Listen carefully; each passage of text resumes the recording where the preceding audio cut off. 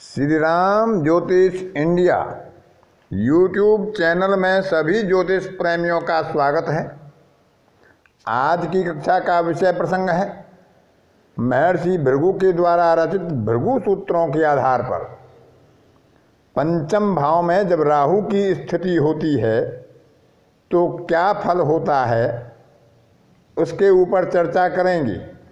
पंचम भाव विद्या, बुद्धि, संतान और मंत्र सिद्धि का है और यहाँ पर जब छाया ग्रह होता है तो जातक की बुद्धि को तीक्ष्ण बना देता है, लेकिन संतान पक्ष संबंधी बाधाएं ऐसे जातक को झेलनी पड़ती हैं। यह सामान्य प्रभाव है।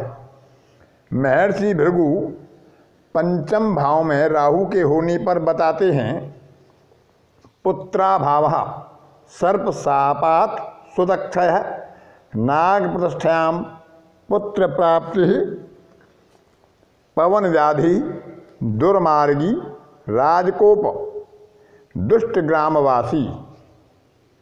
महर्षि बताते हैं कि पंचम भाव में यदि किसी के राहु होता है तो ऐसे जातक को पुत्र सुख की कमी रहती है, सर्प के श्राप से पुत्र की हानि होती है, नागदेव की पूजा करने से पुत्र प्राप्ति के योग बनते हैं, ऐसे जातक को वायु रोग होते हैं, कुमार्ग पर जाने की ऐसे जातक की इच्छा प्रबल हो जाती है, राज्य के कारण दंड की प्राप्ति ऐसे जातक को होती है और इसका निवास स्थान अच्छे स्थान पर नहीं होता है।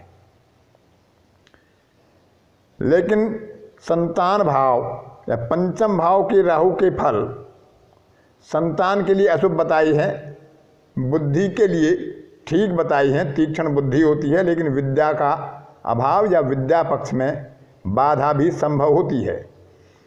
फिर भी व्यवहार में जो देखा गया है कि पुरुष राशि का जो राहु होता है उसमें अशुभ फल अधिक होते हैं और स्त्री राशि के राहु में अशुभ फलों की अधिकता नहीं होती या कुछ कमी रहती है और वहाँ शुभ फलों की भी प्राप्ति होती है।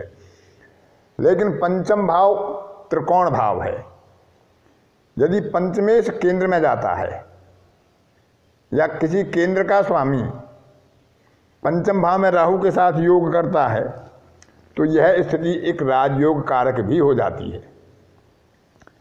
पंचम भाव में जब पुरुष राशि का राहु होता है तो व्यक्ति बुद्धिमान और कीर्तिमान होता है, लेकिन उसके अंदर एक अभिमान की भावना होती है और विद्या पक्ष में बाधा या कुछ भूल या गलतियां उसे मिलती हैं और वह अपनी योग्यता के अनुसार शिक्षा प्राप्त नहीं कर पाता है। तकनीकी क्षेत्र में, विद्युत आदि के क्षेत्र में, कंप्यूटर आदि के क्षेत्र में ऐसे जातक को सफलता अच्छी मिलती है।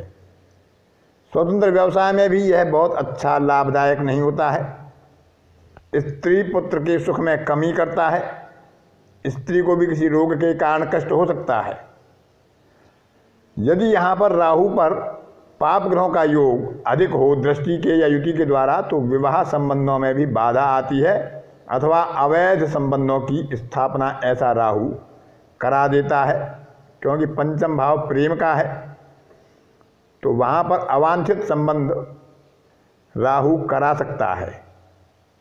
फिर भी यदि यहाँ पर पंचमेश और गुरु जो कारक है उनकी स्थिति अच्छी होती है तो राहु यहाँ पर अच्छा फल देने वाला भी हो जाता है। स्त्री राशि का राहु जातक को शांत, विवेकवान और कुछ विरक्त प्रवृत्ति का बनाता है। ऐसे जातक अच्छी शिक्षा प्राप्त करते हैं, लेखन कला में भी कुशल हो सकते हैं, कीर्ति और ख्याति प्राप्त करते हैं और उन्हें संतान भी होती है। अधिकांश देखा यह गया है कि पंचम भाव में जिनके राहु होता है तो पहली संतति प्राय है कन्या की अधिकता रहती है और यदि पंचम की राहु की शांति करा ली जाए और पंचमेश और कारक गुरु की स्थिति अनुकूल होती है तो संतान लाभ भी होता है। और पंचमेश की स्थिति केंद्र में हो, पंचमेश बलवान हो तो पंचम का राहु राजयोग दिलाने में भी समर्थ होता है। तो इस प्रकार से पंचम भाव में बैठने का हम राहु का विचार कर सकते हैं। पंचमेश और पंचम पर पड़ने वाली अन्य प्रभाव और कारक गुरु का विचार बहुत ही विचारणीय है। तभी हम पंचम भाव के संपूर्ण और सटीक फल का विवेचन कर सकते हैं। आज की कक्षा में इतना ही। अन्य किसी कक्षा में फिर किसी नए विषय के साथ आपसे मुलाकात होगी। तब तक के लिए अपनी वाणी को विराम देता हूँ। धन्यवाद।